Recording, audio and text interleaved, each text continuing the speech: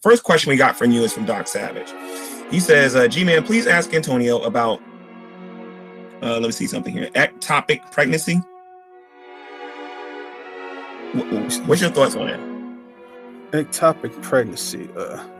That's when there's a situation in the womb to where pregnancy is developing in the fallopian tubes rather than in the proper place in the womb.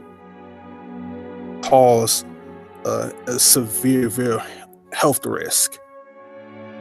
So are they asking about, is abortion justified in that case, or just what it is? All right. Let me see if he has a follow-up question with that. I was taking some food out the oven. Let me see something. Let me see something here. I think this person's name is. Okay, this is a comment, not a question, I guess, but it's from SHAMANWatch. SHAMANWatch. It says Antonio seems to be fine with early term abortion, or am I misunderstanding?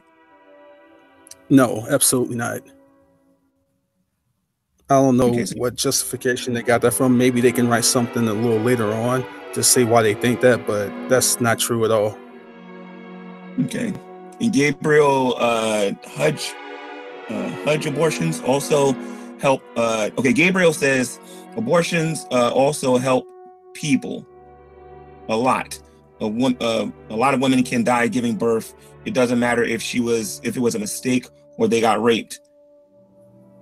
Or they were with the loved ones. So basically what they're saying is that abortions help women that are going to die if they give birth to a baby. And I think this is very interesting here, because the way I would go about dealing with this is you assume that the mother will love her life more than she would love the life of her unborn. Like, what's your thoughts on that, Antonio? Exactly, that's spot on. You have women out there who will be more than willing to readily give their life for their child. But again, it goes back to what I said earlier. When they say that that abortion has helped a lot of women, it goes back to how you define abortion. And like I said, it's the termination of pregnancy. And then you ask the question, how is that pregnancy terminated? If they're talking about that you just need to go inside and just deliberately kill the kid and chop the kid up to pieces surgically and then remove the pieces to resolve life-threatening issues, then that's simply not true. Okay. You don't have to do that. What they do is, like I said earlier, they can see, like in an ectopic pregnancy, they can watch the pregnancy carefully to see if the situation spontaneously resolves itself, or they can perform a surgical procedure if needed to remove the child outside the womb. Now, the kid might not survive, but then there are cases to where the kid could survive if they remove the kid out the womb. This doesn't mean that they kill the kid.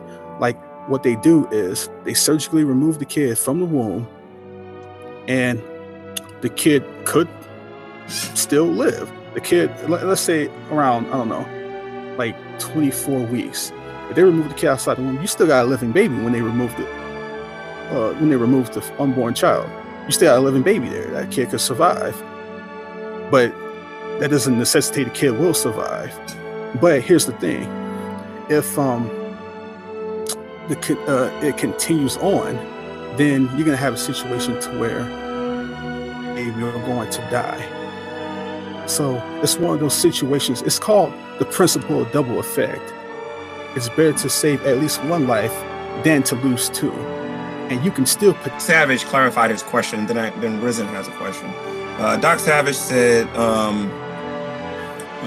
"Is abortion justified in ectopic pregnancy?"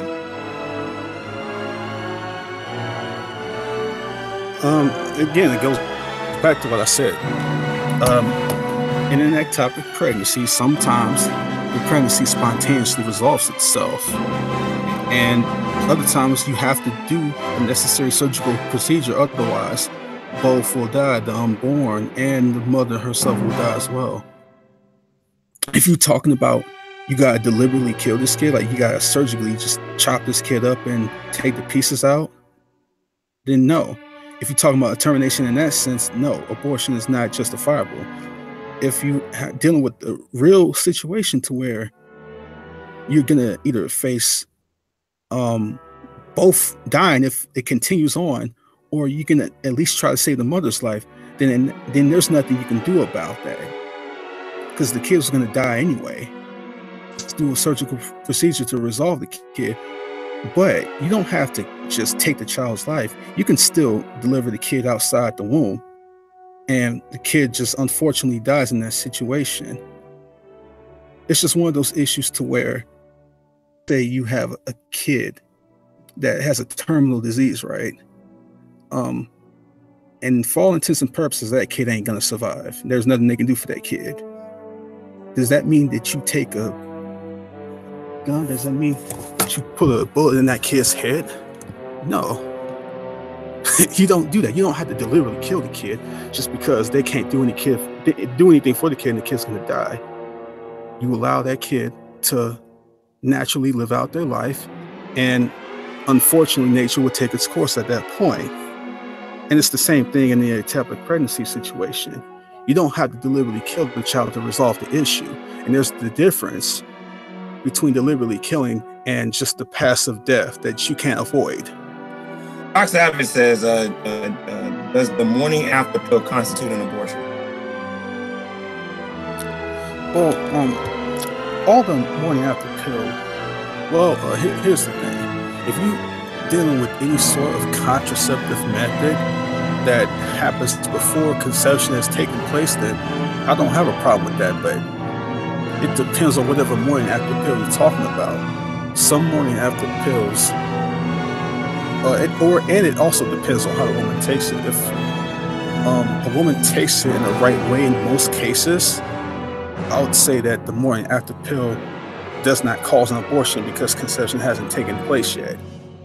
But if conception has already taken place, then the morning after pill would cause an abortion because you got a life there and it acted to kill that life. But the morning after pill is supposed to prevent conception, but if it does not prevent it by whatever natural ways, maybe the drug failed or the woman didn't take it right, it can, cause the abortion too. So when you're talking about the morning after pill, I think that was let's say that you're a believer from a spiritual level. Let's say you're a believer. I think that would be something you seriously need to consult with the Lord about. I wouldn't come after a woman for taking the morning after pill, but I think if you're at least taking the risk to kill a child, then you probably should consider that matter with the Lord really, really, really, really deep before you even think about doing such a thing. Doc Savage is saying that I think that Antonio is confusing contraceptive pills and morning after pills. I don't think he's doing that. But this is what I'll do now. Antonio, what I want you to do now is if you want to take a peek into the live chat, you see something that's being said there that you feel is worth responding to, you can do it now if you want, if you haven't already answered those questions. If not, we'll wrap this up.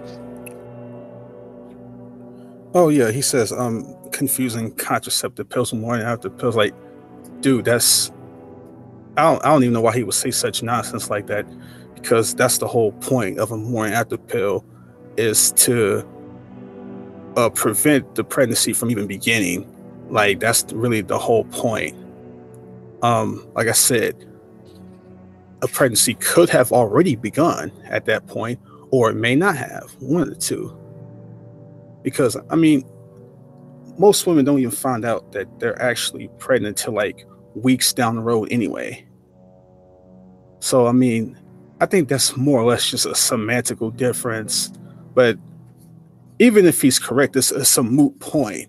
The point is, if you're taking such a pill, I think in most cases, you generally aren't dealing with a situation of conception, but you might in rare cases. So even if he's correct, which he's not, it's a moot point anyway. Let me see.